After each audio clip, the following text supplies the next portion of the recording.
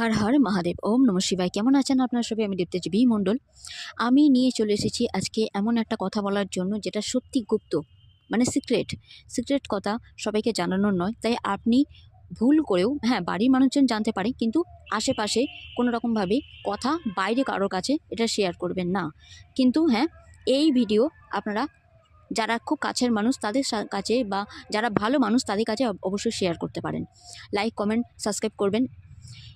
এটা খুব powerful, very very very powerful, খুবই শক্তিশালী এমন একটা টাইম এই বছরের প্রথম গুপ্ত নবরাত্রির 19শে জানুয়ারি থেকে 27শে জানুয়ারি পর্যন্ত।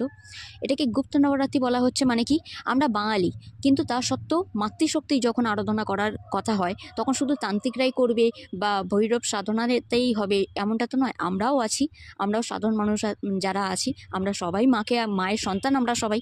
তাই মায়ের আরাধনা করার জন্য খুব ভালোভাবে ঘিয়ের প্রদীপ জ্বালিয়ে, বেশি কিছু না, ঘিয়ের প্রদীপ জ্বালিয়ে মাকে একটা চণ্ডী অর্পণ করে, মানে চণ্ডী মানে মাতার যেটা ওড়না টাইপস বলা হয়, বা শাড়িও আপনি অর্পণ করতে পারেন মাকে। তার সাথে প্রসাদ, মিষ্টি, ফল, আপনারা সুগন্ধি ধূপ দীপ মানে মায়ের অর্পণ করতে পারেন।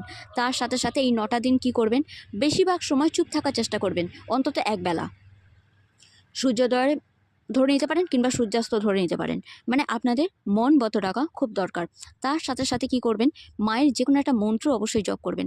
ইয়া তো ওম দুম দুর্গায় নমঃ, ইয়া তো ওম ক্লিম কালিকায় নমঃ, ইয়া তো ওম ক্লিম ক্লিম ক্লিম কামাখা ক্লিম ক্লিম নমঃ, এটা জপ করতে